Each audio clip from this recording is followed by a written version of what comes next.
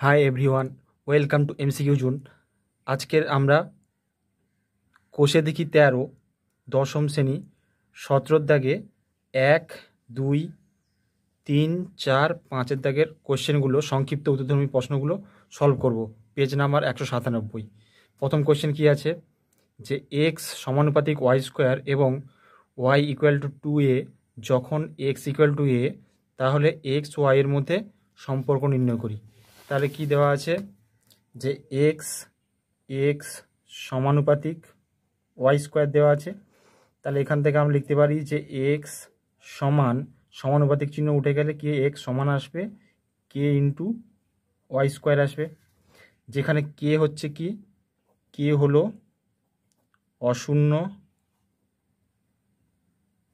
অশূন্য ভেদ ধ্রুবক। কি হচ্ছে অশূন্য ভেদ ধ্রুবক। এবার কি দেওয়া আছে যে ওয়াই 2a এবং এক্সে যখন y equal to 2a x equal to a, এটা যদি প্রথম সমীকরণ ধরি তাহলে x is equal to a এবং ওয়াই ইকুয়াল টু 2a, প্রথম নং এ বসাই। প্রথম নম্বরে বসালে কি পাবো, এক্সের জায়গায় বসাবো এ, তাহলে a equal to k into ওয়াইয়ের জায়গায় 2a, তাহলে 2a ওয়াই স্কোয়ার আছে, তাহলে 2a হোল স্কোয়ার হবে। তাহলে a equal to k into 2a whole square কত হবে, 2a স্কোয়ার কত হচ্ছে 4 ইন্টু এ হোল স্কোয়ার কত হচ্ছে এ স্কোয়ার হবে। তাহলে কে কত হবে, বা কে ইকুয়াল টু কত হবে, এখান থেকে কে ইকুয়াল টু কত হবে এ 4a স্কোয়ার, এখানে ভাগ হয়ে যাবে, তাহলে এ বাই 4a স্কোয়ার। তাহলে এ কাটা গেল, এখানে একটা এ পড়ে থাকবে, এখানে দুটো এ আছে গুণ আছে, তাহলে এখানে একটা এ বাকি পড়ে থাকবে, অবশিষ্ট পড়ে থাকবে। তাহলে কে ইকুয়াল টু কত হবে, কে ইকুয়াল টু 1/4a। তাহলে কে এর মান কত পেলাম আমরা, 1/4a। এবার কে এর এই মানটা অর্থাৎ 1/4 এর মানটা আমরা প্রথম নম্বর ইকুয়েশনে বসিয়ে দেবো।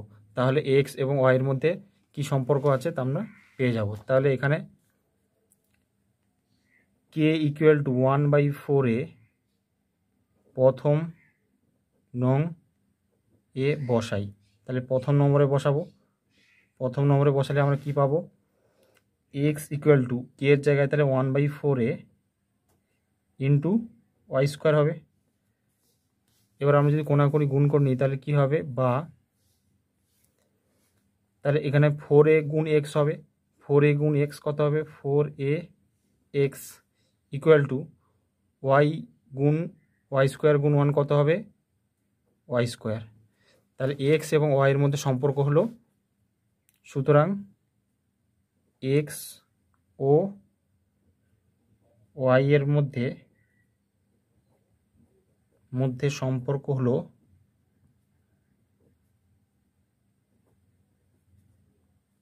Y square equal to 4ax, বা 4ax সমান ওয়াই স্কোয়ার, দুটোই ঠিক। 17-2 দাগের কোশ্চেন, এক্স সমানুপাতিক ওয়াই, ওয়াই সমানুপাতিক জেড এবং জেড সমানুপাতিক এক্স হলে অশূন্য ভেদ ধ্রুবক তিনটির গুণফল নির্ণয় করি। তাহলে কি দেওয়া আছে কোশ্চেন, এখানে দেওয়া আছে এক্স সমানুপাতিক ওয়াই দেওয়া আছে, ওয়াই সমানুপাতিক জেড দেওয়া আছে এবং জেড সমানুপাতিক এক্স দেওয়া আছে। এখান থেকে আমাদের অশূন্য ভেদ ধ্রুবক তিনটির গুণফল বের করতে হবে। তাহলে এক্স সমানুপাতিক ওয়াই, তাহলে লিখতে পারি এক্স ইকুয়াল টু k1y। ঠিক আছে, এখানে যেহেতু তিনটে সম্পর্ক আছে, ভেদ সম্পর্ক তিনটে আছে, সুতরাং আমরা তিনটে আলাদা আলাদা ভেদ ধ্রুবক ধরে নেব। তাহলে এক্স ইকুয়াল টু k1y হলো, তাহলে এখানে ওয়াই কত হবে, y equal to k2 into z হবে, আর জেড ইকুয়াল টু কত হবে k3x হবে, যেখানে k1 k2 এবং k3 হচ্ছে তিনটেই হচ্ছে অশূন্য ভেদ ধ্রুবক। অতএব k1 k2 k3 অশূন্য ভেদ ধ্রুবক। অশূন্য ভেদ ধ্রুবক। তাহলে এখান থেকে আমরা K1 K2 এবং K3 মানগুলো বের করে নেব। তাহলে এখান থেকে আমরা K1 কত পারি, K1 ইকুয়াল টু কত হবে, ওয়াইটা এখানে ভাগ হয়ে যাবে, তাহলে এক্স বাই ওয়াই হবে। এখানে K2 কত হবে, K2 ইকুয়াল টু কত হবে, জেড ওয়াই এর এখানে ভাগ হয়ে যাবে, তাহলে ওয়াই বাই জেড হবে K2।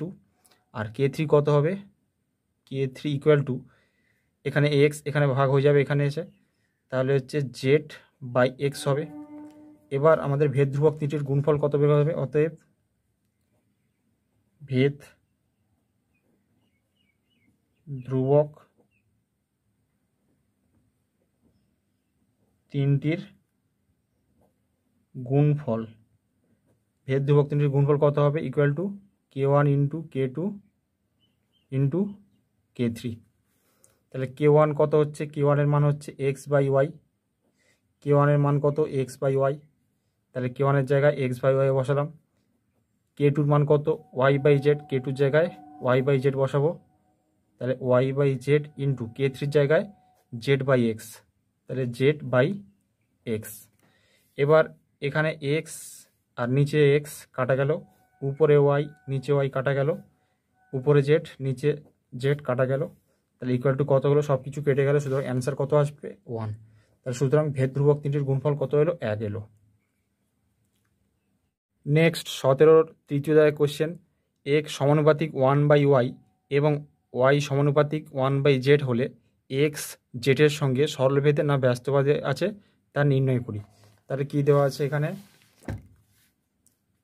এক্স সমানুপাতিক 1/y দেওয়া আছে এবং কি দেওয়া আছে, ওয়াই সমানুপাতিক 1/z দেওয়া আছে।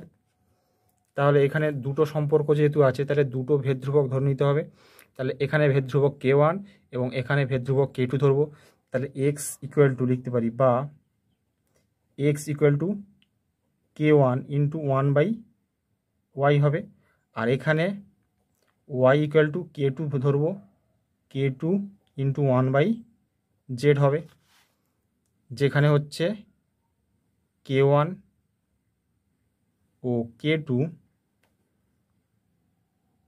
অশূন্য ভেদ ধ্রুবক, অশূন্য ভেদ ধ্রুবক। এবার আমরা কি করব, এখানে ওয়াই এর মান কি পাচ্ছি, y equal to K2 into 1/z। Y এর এই ভ্যালুটা আমরা এইখানে পুট করব, ঠিক আছে, ওয়াই এর এই ভ্যালুটা আমরা এইখানে পুট করব। তাহলে ওয়াই এর ভ্যালুটা যদি এখানে পুট করি তাহলে কী হবে, equal to K1 into 1/y, ওয়াইয়ের জায়গায় লিখব K2 ইন্টু 1/z, অর্থাৎ K2/z, ঠিক আছে। এখানে হচ্ছে K2 ইন্টু 1 হচ্ছে K2/z, তাহলে K2/z, তাহলে ওয়াইয়ের জায়গায় বসাবো K2/z, K2/z। তাহলে x equal to K1 into K2/z।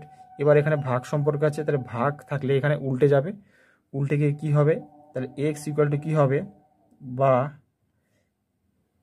X equal to কত হবে, K1 নিচে K2 থাকবে ইন্টু জেডটা উপরে যাবে, তাহলে ইন্টু জেড, ঠিক আছে।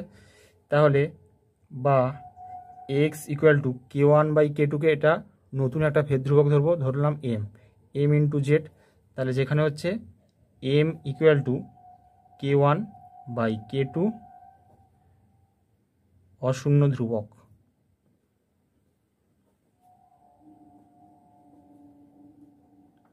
অশূন্য ধ্রুবক। সুতরাং এবার যদি আমরা ধ্রুবক এবং সমান চিহ্নকে তুলে দিই তাহলে কি আসবে, এক্স সমানুপাতিক জেড আসবে। তাহলে এক্স এবং জেডের সম্পর্ক আমরা বের করতে পারলাম। তাহলে এক্স সমানুপাতিক জেড, তাহলে এক্স জেডের সঙ্গে কীভাবে আছে, সরল ভেদে আছে। তাহলে উত্তর হবে, অতএব এক্স জেডের সঙ্গে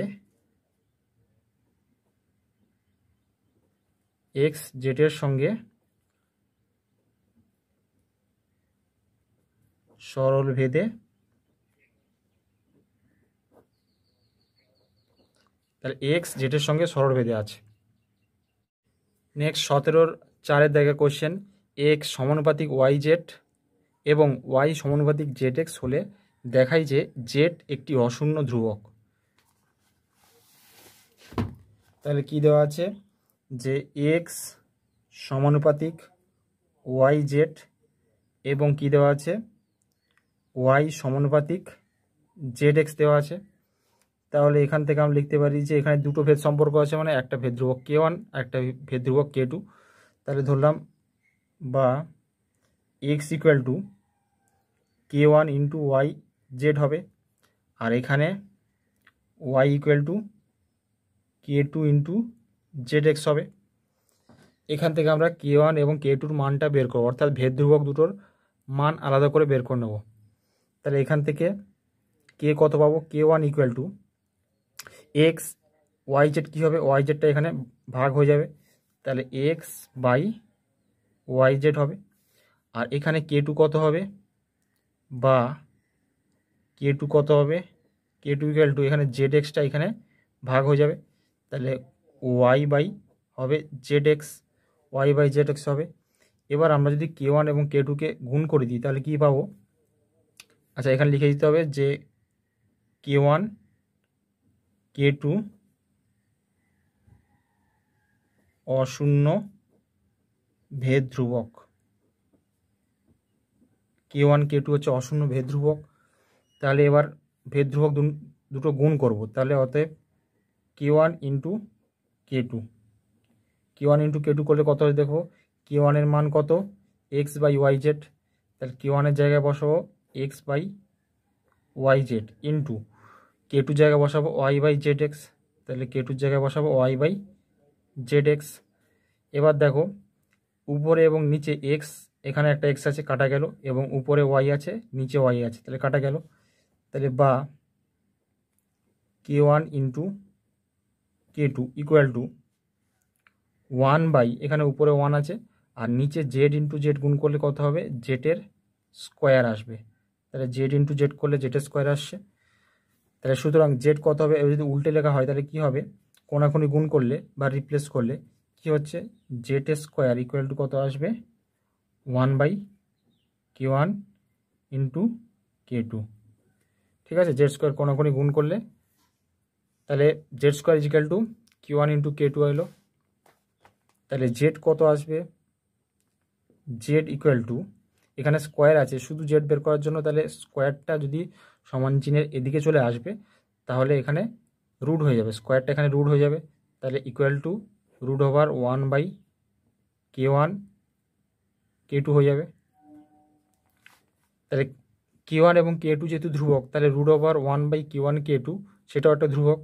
আমরা জানি যে ধ্রুবকের সঙ্গে যদি যাই গুণ করি, ভাগ করি, যোগ করি, বিয়োগ করি বা বর্গমূল করি বা স্কোয়ার করি, যাই করি না কেন সেটাও একটা নতুন ধ্রুবক আসে। সুতরাং বলতে পারি জেড ইকুয়াল টু এখানে হচ্ছে কি অশূন্য ধ্রুবক, পুরোটাই হচ্ছে অশূন্য ধ্রুবক, জেড ইকুয়াল টু অশূন্য ধ্রুবক। ঠিক আছে, জেড হচ্ছে অশূন্য ধ্রুবক, যেখানে লিখে দিতে পারবো, এখানে লিখে দিতে পারো তোমরা 1 বাই k1 ইন্টু k2 অশূন্য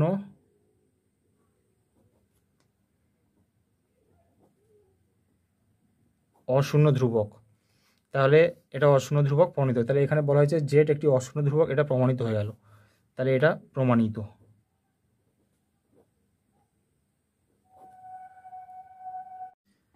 এবার 17-র 5-এর দাগে কোশ্চেন এবং শেষ কোশ্চেন কি আছে, যদি বি সমানুপাতিক এ কিউ হয় এবং এ এর বৃদ্ধি 2:3 অনুপাতে, তাহলে বি এর বৃদ্ধি কি অনুপাতে হয় তা নির্ণয় করি। তাহলে কি দেওয়া আছে, যে বি সমানুপাতিক দেওয়া আছে, বি সমানুপাতিক এ কিউব, তাহলে লিখতে পারি b equal to k into a cube, যেখানে কে হলো অশূন্য ভেদ, কে হলো অশূন্য ভেদ ধ্রুবক। এবার বলা হয়েছে যে এ এর বৃদ্ধি হয় 2:3 অনুপাতে। ঠিক আছে, তাহলে এ এর বৃদ্ধি হয়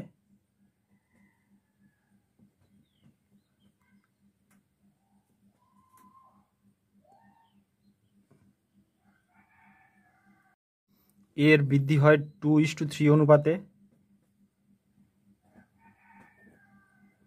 এর বৃদ্ধি হয় 2:3 অনুপাতে। তাহলে এ ধরি অনুপাতের সাধারণ সংখ্যা, এখানে অনুপাতের সাধারণ সংখ্যা ধরবো এক্স। তাহলে ধরি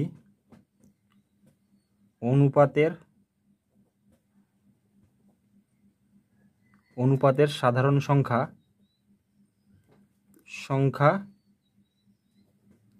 এক্স। তাহলে এর প্রাথমিক মান কত হবে? 2x হবে, এবং অন্তিম মান কত হবে বা বৃদ্ধিপ্রাপ্ত মান কত হবে? 3 হবে, যেটা বেড়েছে। প্রথমে ছিল 2x, এখন হয়ে গেছে 3x। তাহলে এর প্রাথমিক মান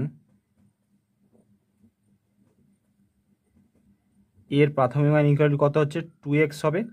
আর এর অন্তিম মান বা বৃদ্ধিপ্রাপ্ত মান বলাই ভালো, এখানে এর হচ্ছে বৃদ্ধিপ্রাপ্ত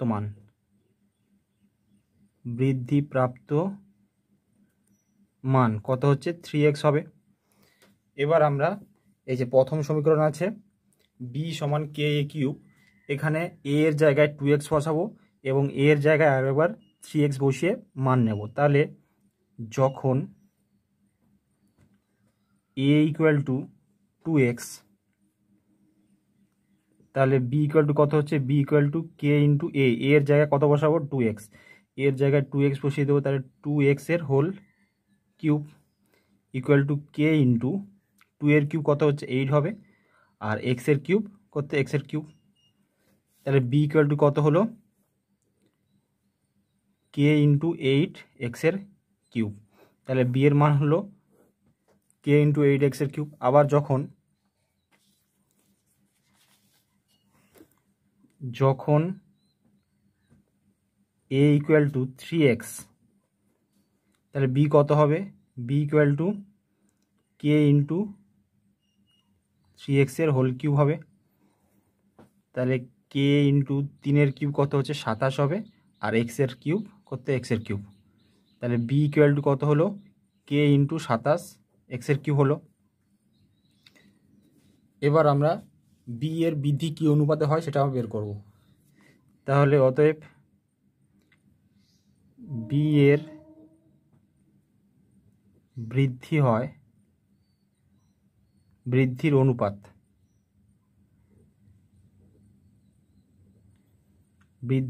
কত হবে? বি এর প্রাথমিক মান কত ছিল? কে ইন্টু 8 এক্স এর কিউব, কে ইন্টু 8 এক্স এর কিউব বাই অন্তিম মান কত ছিল? কে ইন্টু 27 এক্স এর কিউব। তাহলে এখানে উপর এবং নিচে কে কাটা গেল, উপর নিচে এক্স এর কিউব কাটা গেল। তাহলে ইকুয়াল টু কত অনুপাত হলো? 8/27। তাহলে অনুপাত কত হবে? 8:27। এটাই হচ্ছে অ্যান্সার।